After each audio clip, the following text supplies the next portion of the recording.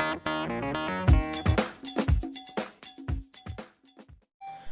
dear viewers, welcome back to Shumo's Basic English for All. Hope all of you are going fine. Dear viewers, in my previous class, I have discussed about the parts of speech, and here I have shown how to identify the noun, adjective, verb, and adverb. And we know that to know the rules of filling the blanks, we must have to know about the rules of parts of speech because these are closely interacted with one another. So we must have to know the rules of parts of speech to complete the rules of filling the gaps. So dear viewers, today I will show you about the positional parts of speech because the positional parts of speech exactly related to the rules of filling the blanks. Noun, adjective, verb, adverb এই বিষয়গুলো আমাদের feel in the ব্ল্যাঙ্কসের সঙ্গে সরাসরি জড়িত। সুতরাং আমি আজকে আপনাদেরকে প্রথমে নিয়ে যাচ্ছি position of noun. Fill in the ব্ল্যাঙ্কসের কোন অবস্থানে নাউন বসবে আপনারা শেষ পর্যন্ত দেখবেন, তাহলে অনেক বেশি উপকৃত হবেন। আমি দেখাচ্ছি পজিশন অফ নাউন অর্থাৎ নাউনের অবস্থান। যদি ফার্স্ট অবস্থানটা দেখি আর্টিকেলের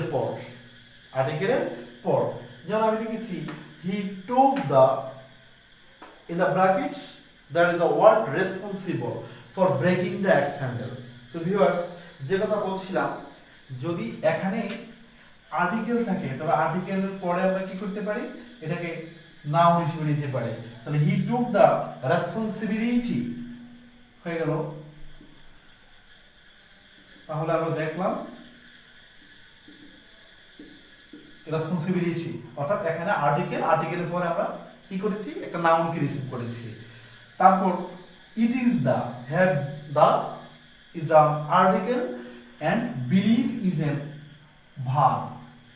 এখন যেহেতু আর্টিকেল আছে তাহলে আমরা জানি বা বলেছি যে আর্টিকেলের পরে নাউন বসতে পারে। সো আমরা আর্টিকেলের পরে এখানে কাকে নিব, বিলিভের নাউন কি, believe, LIEF. So it is the belief of the language specialist. তারপর another one is Ruma Begum is a benefit। এখানে বেনিফিট দেয়া আছে। সো এখানে এ হচ্ছে একটা আর্টিকেল, এই বেনিফিট কি যদি আমরা নাউন করি তবে হয়ে যাবে বেনিফিশিয়ারি হয়ে গেল। এই হচ্ছে প্রথম রুলটা আমরা দেখলাম। After article we can take noun. Then the second one is বাক্যের সাবজেক্ট অথবা অবজেক্টের স্থান। যেমন এখানে আমি ফার্স্ট যে এক্সাম্পলটা নিয়েছি, ডেভেলপ ব্র্যাকেটে আছে public awareness is necessary to control COVID-19. তাহলে এখানে লিখলাম প্রথমে ডেভেলপ আছে এবং প্রথমেই সাবজেক্টের স্থানে ফিল ইন দ্য ব্ল্যাঙ্কস আছে, এখানে আমাদেরকে দেওয়া আছে। সো আমরা কি নাউন যদি করি ডেভেলপমেন্ট, তাহলে ডেভেলপকে আমরা কি করতে পারি, ডেভেলপমেন্ট। তো আমরা বুঝতে পারছি এখানে something missing. Development public awareness সরাসরি বলা যায় না। সো আমরা পুরো ফিল ইন দ্য ব্ল্যাঙ্কসটাকে ক্লিয়ার করার জন্য এখানে লিখতে হবে of preposition. Development of public awareness is necessary to control COVID-19. এখানে অফ আমাদের দেয়া থাকতে পারে, না থাকলে আমরা এটাকে নিচ থেকে নিতে হবে। বাট আমরা বুঝলাম যদি সাবজেক্টের স্থানে ফিল ইন দ্য ব্ল্যাঙ্কস থাকে তবে সেখানে আমরা নাউন করে নিতে পারি। আবার অবজেক্টের স্থানে যেমন আমি লিখেছি পিপুল জেনারেলি ট্রাভেল অ্যারাউন্ড, মানুষ সাধারণত এদিক সেদিক ঘুরতে যায়, ঘোরাফেরা করে, বেড়াতে যায়। কেন? ফর রিল্যাক্স, অবজেক্টের স্থানে। সুতরাং কি হবে, ফর রিল্যাক্সেশন, ভিউয়ার্স আশা করি বুঝতে পেরেছেন। এই দুটো বিষয় দেখলাম। এবার আমরা নাউনের অন্যান্য ব্যবহারগুলোকে দেখব, সঙ্গেই থাকবে। তো ভিউয়ার্স এবার দেখছি প্রিপোজিশনের পর শূন্যস্থান থাকলে ওই শূন্যস্থানে আমরা নাউন নিতে পারি। অর্থাৎ এই এক্সাম্পলটা দেখলে আমরা বুঝে যাবো যে কি হচ্ছে। There is an element of, আমি ব্র্যাকেটে লিখেছি স্পন্টেনিয়াস অর্থাৎ স্বতঃস্ফূর্ত, in the acquisition of knowledge. তো এখানে কি আছে, প্রিপোজিশন এবং প্রিপোজিশনের পর আমাদেরকে একটা শূন্যস্থান দেওয়া হয়েছে। সো আমাদেরকে এটা নাউনে পরিণত করতে হবে। তাহলে কি হয়ে যাবে, স্পন্টেনিটি, spontaneity in the acquisition of knowledge, স্বতঃস্ফূর্ততা। তারপর the greenhouse effect may be cause of, greenhouse ইফেক্টটা কিসের কারণে হতে পারে, cause of destruction of wildlife, বন্যপ্রাণী হত্যার কারণ হতে পারে। So cause of destruction of wild life. এই অফটাকে আমরা নিয়েছি আমাদের অর্থের সঙ্গতির সঙ্গে মেলানোর জন্য, এই জন্য এটা নিয়েছি। তো ডিস্ট্রাক্টকে যদি আমরা নাউন করি তাহলে কি হয়ে যাবে? ডিস্ট্রাকশন। তাহলে the greenhouse effect may be cause of destruction of wildlife. Green হাউসের যে প্রতিক্রিয়াটা হবে, ফলাফলটা, সেটা হচ্ছে আমাদের বন্য প্রাণীগুলো তাদের অস্তিত্ব হারাবে, তারা ধ্বংস হয়ে যাবে। সো এবার আমি আপনাদেরকে আরো একটা বিষয় দেখাচ্ছি। এবার দেখবো হ্যাভ এজ হ্যাড সাহায্যকারী ভার্ব হিসেবে না বসে মূল ভার্ব হিসেবে থাকলে, আমরা জানি হ্যাভ এজ হ্যাড এগুলো সাধারণত অক্সিলারি হিসেবে আমরা জানি হ্যাভ ভার্ব হিসেবে, কিন্তু এগুলো যখন কোনো সেন্টেন্সে অক্সিলারি না হয়ে মূল ভার্ব হিসেবে অর্থাৎ প্রিন্সিপাল ভার্ব হিসেবে কাজ করবে, তখন সেক্ষেত্রে আমরা তারপরে নাউনকে রিসিভ করতে পারি।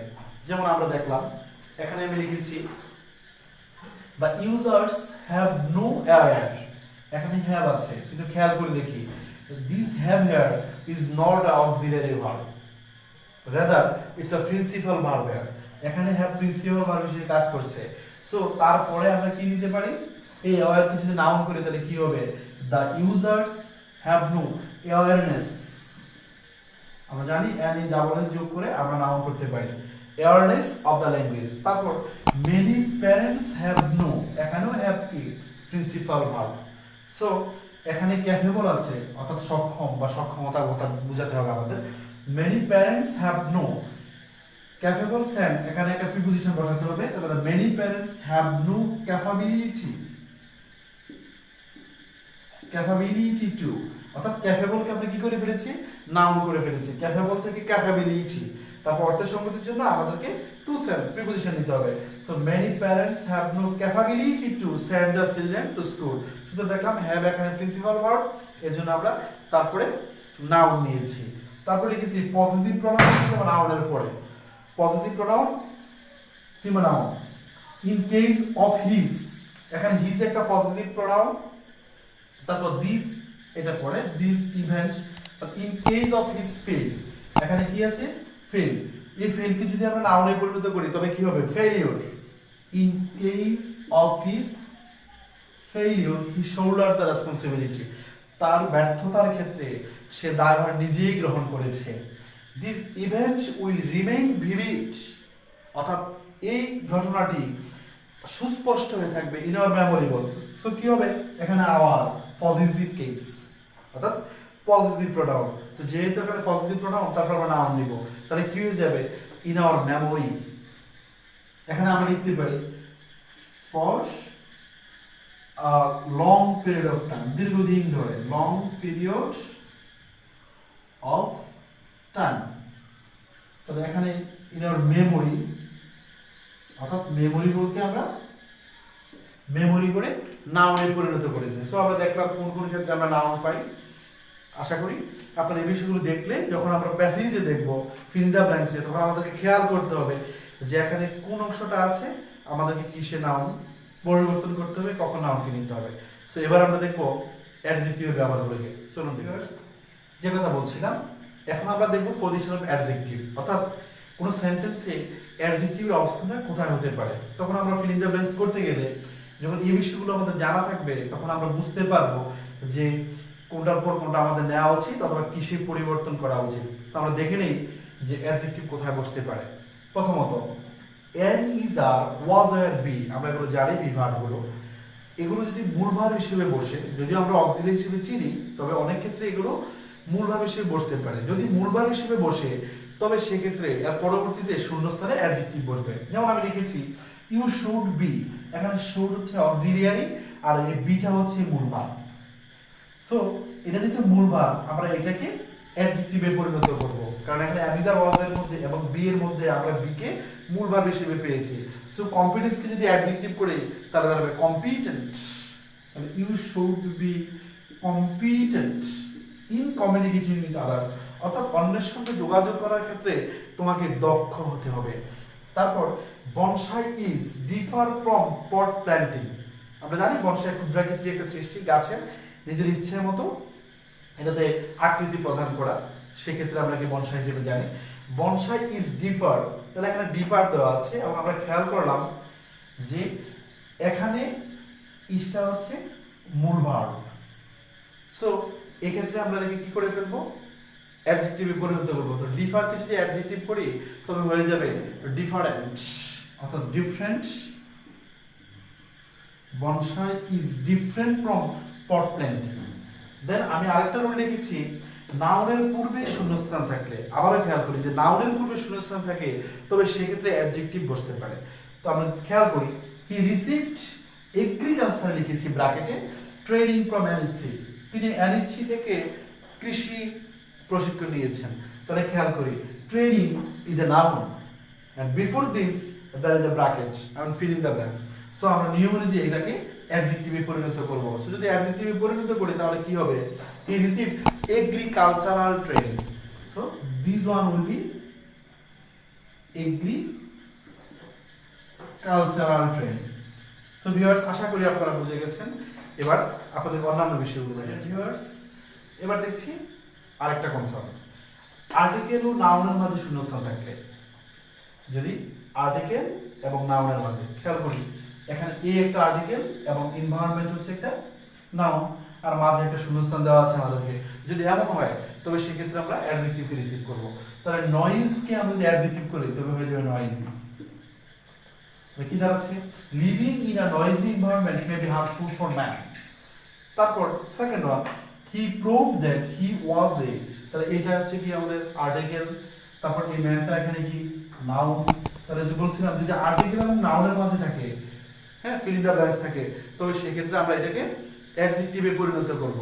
তাহলে কি যাবে, সেল সাপোর্টেড,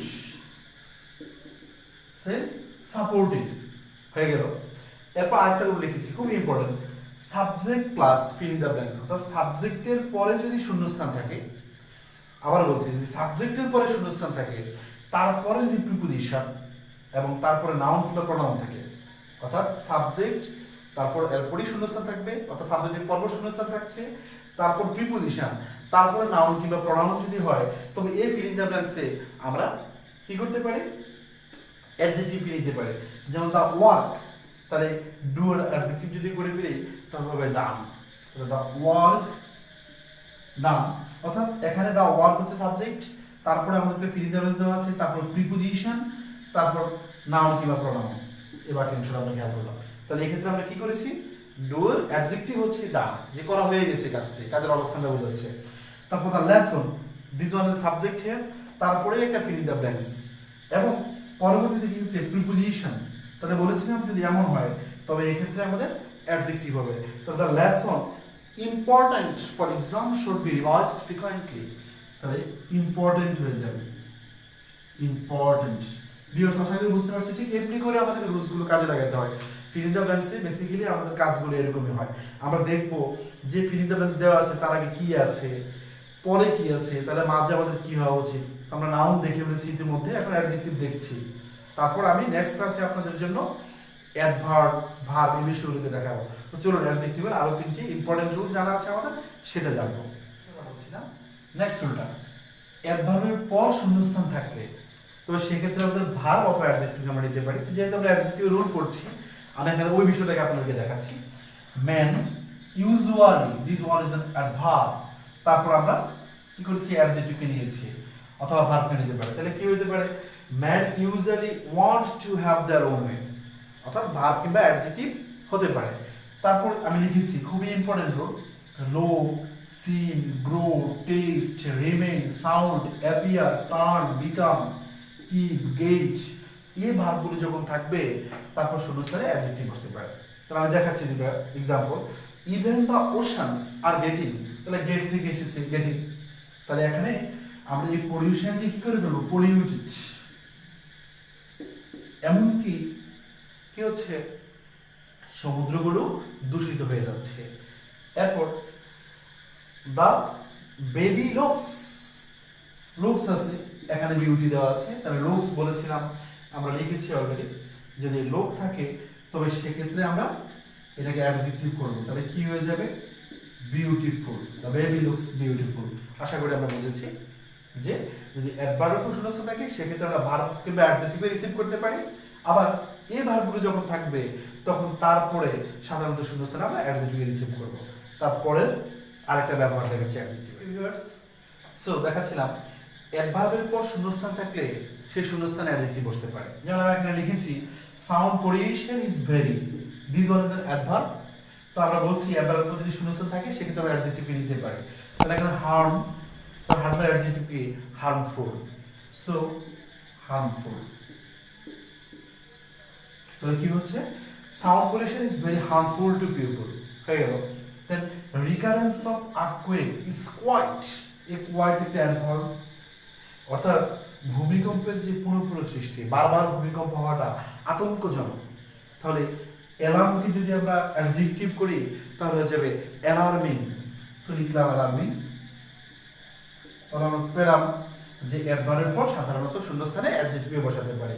তারপর আমি লিখেছি দেনের পূর্বে অ্যাডজেক্টিভের কম্পারেটিভ ফর্ম বসে, এটা আমরা অনেকেই জানবো। তারপর আমি এক্সাম্পল দেখাচ্ছি। দেনের পূর্বে অ্যাডজেক্টিভের কম্পারেটিভ ফর্ম বসে। টাউন এরিয়াস আর, এখানে দেন আছে অর্থাৎ তুলনা বোঝাচ্ছে, তো এর জন্য নয়েজ যদি আমরা কম্পারেটিভ করি অর্থাৎ অ্যাডজেক্টিভ ঠিক আছে, এবার অ্যাডজেক্টিভের কম্পারেটিভ ফর্ম বসাতে হবে। তাহলে আর নয়েজার দেন রিমোট এরিয়াস, অর্থাৎ গ্রামাঞ্চল থেকে শহর অঞ্চলে গোলমাল বেশি। তারপর labour in developing countries is, এখানেও দেন আছে চিপ, তাহলে চিপের কম্পারেটিভ ফর্ম কি চিপার, তাহলে চিপার than in the advanced once, অর্থাৎ উন্নয়নশীল দেশে একটা উন্নত দেশের তুলনায় যে শ্রমিকদের মূল্যটা, কাজের শ্রমের মর্যাদাটা বা মূল্যটা কম, এই জন্য বলছে labour in developing countries is cheaper than in the advanced one. Okay, এই ছিল আজকে নাউন এবং অ্যাডজেক্টিভের ব্যবহারগুলো আমরা দেখলাম। সো ভিউয়ার্স, আপনারা অবশ্যই আমার সঙ্গে থাকবেন। নেক্সট ক্লাসে আমি ভার্ব অ্যাডভার্ব বিষয়গুলো নিয়ে আসবো ফিল ইন দ্য ব্ল্যাঙ্কসের জন্য। সেই পর্যন্ত আপনারা সঙ্গে থাকবেন। অ্যান্ড প্লিজ বরাবর মতো বলছি, যদি আমার ক্লাস ভালো লেগে থাকে আমার সঙ্গে থাকবেন এবং আমার চ্যানেলটি সাবস্ক্রাইব করবে, আমার সঙ্গে থেকে আমাকে সার্বিক সমর্থন দিবেন। সেই পর্যন্ত ভালো সুস্থ থাকবেন। নতুন কোনো ক্লাসে দেখা হবে। বাই।